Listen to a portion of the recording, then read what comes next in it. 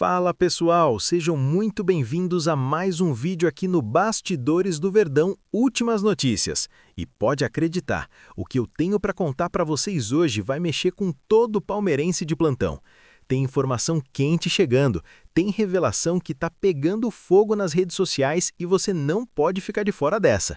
Então já prepara que o vídeo de hoje está recheado de informações que você precisa saber agora. E olha, antes de começar a falar do assunto principal, eu preciso te contar que nas últimas horas surgiram revelações absolutamente surpreendentes envolvendo o Palmeiras.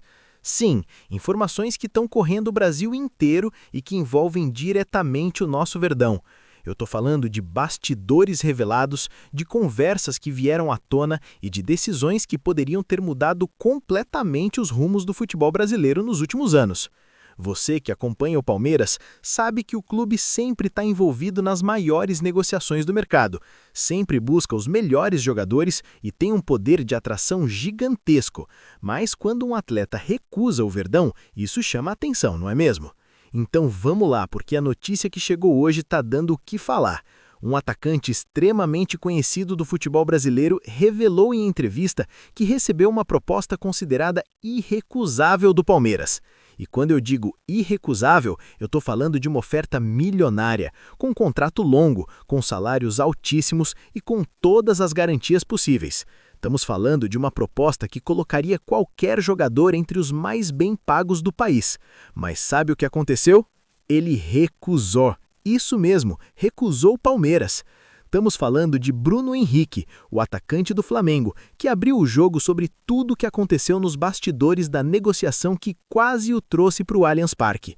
Em entrevista ao BarbaCast divulgada hoje, o camisa 27 do Mengão contou cada detalhe dessa negociação que aconteceu no final de 2023. E olha, a revelação está causando um verdadeiro rebuliço nas redes sociais, porque mostra o quanto o Palmeiras foi atrás desse jogador. Bruno Henrique confirmou que manteve conversas diretas com a presidente Leila Pereira. Isso mesmo, a mandatária do Verdão entrou pessoalmente na negociação para tentar convencer o atacante a vestir a camisa alviverde. E a proposta? Simplesmente gigantesca. 4 anos de contrato garantidos, salários que o colocariam no topo da tabela do futebol brasileiro e luvas que fariam qualquer jogador pensar 2, 3, 4 vezes antes de recusar. O próprio Bruno Henrique admitiu que a proposta era maior do que tudo que ele tinha na mesa naquele momento. Ele disse textualmente que conversou com Leila e que a proposta era realmente tentadora. Mas aí vem a parte que está deixando todo mundo impressionado. Mesmo com tudo isso na mesa, mesmo com a garantia de 4 anos de contrato e com valores que superavam qualquer outra coisa, o atacante decidiu permanecer no Flamengo. E por que ele recusou? Segundo as próprias palavras de Bruno Henrique, o fator determinante foi a identificação que ele construiu com o Flamengo ao longo dos anos. O respeito e o carinho da torcida rubro-negra pesaram mais do que qualquer proposta financeira. Ele disse que desde que chegou ao Mengão em 2019, sempre foi muito respeitado e sempre teve uma relação especial com os torcedores. Para ele, essa ligação emocional foi mais forte do que qualquer contrato milionário. Bruno ainda revelou que sempre que entra em campo é para dar o máximo, para demonstrar raça e amor pela camisa do Flamengo. Ele falou também sobre a importância da família nessa decisão e reforçou que o fator primordial para continuar no clube carioca foi justamente essa identificação construída ao longo dos anos. E aí ele solta a frase que está repercutindo em todo o Brasil. A proposta era irrecusável e eu recusei para seguir no Flamengo. Agora vamos entender melhor como foi esse processo todo de renovação em 2023. Na época, o Flamengo vivia uma verdadeira novela para renovar o contrato de Bruno Henrique. Inicialmente, o clube carioca queria renovar por apenas 1 ano. Foi aí que o Palmeiras entrou forte na jogada, oferecendo 4 temporadas e condições salariais muito mais vantajosas. O Verdão realmente foi com tudo para tentar trazer o atacante. Mas Bruno Henrique, pela história que tinha construído no Flamengo desde 2019, priorizou o rubro-negro. Porém, ele usou a proposta palmeirense para negociar melhorias no seu contrato, principalmente em relação ao tempo de vínculo. O jogador queria mais tempo garantido no clube carioca, e não apenas 1 ano como estava sendo oferecido inicialmente. Depois de muita negociação, as partes chegaram a um meio termo. O Flamengo acabou concordando em renovar por 3 anos, mantendo Bruno Henrique no clube até dezembro de 2026. Ou seja, o jogador conseguiu o que queria em termos de duração de contrato, mesmo que provavelmente com valores um pouco menores do que o Palmeiras estava oferecendo. E olha que interessante, a tendência é que uma nova novela aconteça neste fim de ano.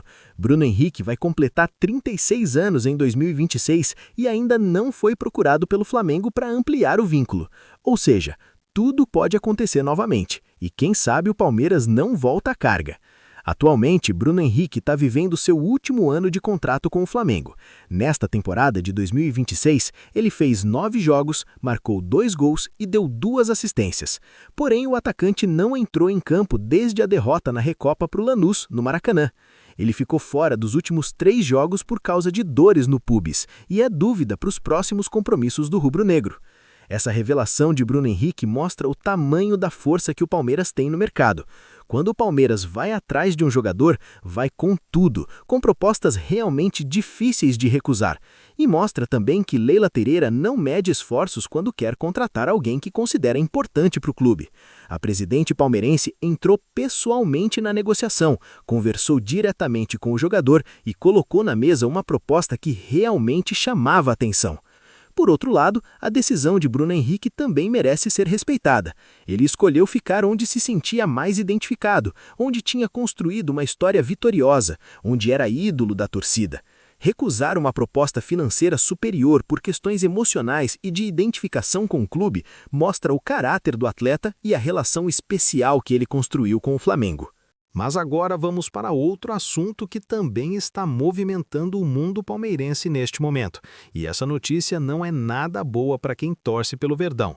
Estamos falando da primeira derrota do Palmeiras no Campeonato Brasileiro de 2026. Isso mesmo, o time de Abel Ferreira foi até o Rio de Janeiro enfrentar o Vasco em São Januário e acabou perdendo a partida. E olha que essa derrota tem um peso ainda maior quando a gente analisa o retrospecto. O Vasco não vencia o Palmeiras desde 2015. Foram anos e anos de jejum contra o Verdão. E justamente agora, em um momento crucial do campeonato, o time carioca conseguiu quebrar essa sequência negativa. Para o Vasco, a vitória veio em um momento fundamental, pois tirou a equipe da zona de rebaixamento. Mas para o Palmeiras, a derrota significou a perda da liderança do Brasileirão.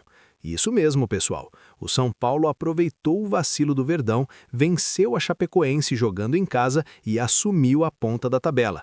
Agora o Palmeiras está com a mesma pontuação do Fluminense, que também venceu na rodada, e não pode mais se dar ao luxo de perder pontos se quiser se manter na briga pelo título. Mas o que aconteceu tática e tecnicamente para o Palmeiras perder essa partida? Abel Ferreira tentou inovar no esquema tático e apostou em algumas mudanças que, infelizmente, não deram certo. O treinador português decidiu colocar Felipe Anderson como titular. O camisa 7 do Palmeiras vinha tendo boas atuações no início da temporada e parecia estar em um bom momento para assumir a titularidade. Além de Felipe Anderson, Abel também apostou em John Arias, o novo contratado do Verdão que chegou com muita expectativa e que estava sendo aguardado ansiosamente pela torcida. A ideia do técnico era fazer com que esses 2 jogadores se entrosassem e criassem um sistema ofensivo mais dinâmico e criativo. No papel, a estratégia parecia fazer sentido. 2 jogadores talentosos, com boa técnica, capazes de criar jogadas e finalizar. Mas a teoria não se confirmou na prática. Felipe Anderson acabou deixando muito a desejar durante a partida. O jogador que vinha mostrando bom futebol nas rodadas anteriores simplesmente não conseguiu render o esperado em São Januário. Perdeu passes importantes, não conseguiu criar as jogadas que dele se esperava e acabou ficando muito isolado durante boa parte do jogo. A atuação dele foi uma das mais criticadas pelos torcedores que acompanharam a partida. John Arias, por sua vez, também não conseguiu mostrar todo o seu potencial. O novo contratado estava ansioso para fazer uma boa estreia como titular, mas o esquema tático proposto por Abel Ferreira simplesmente não funcionou.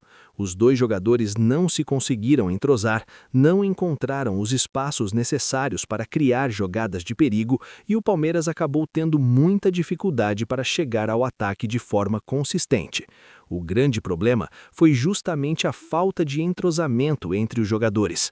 Quando você muda o esquema tático e coloca jogadores em posições diferentes do habitual, é natural que demore um tempo até que tudo funcione perfeitamente.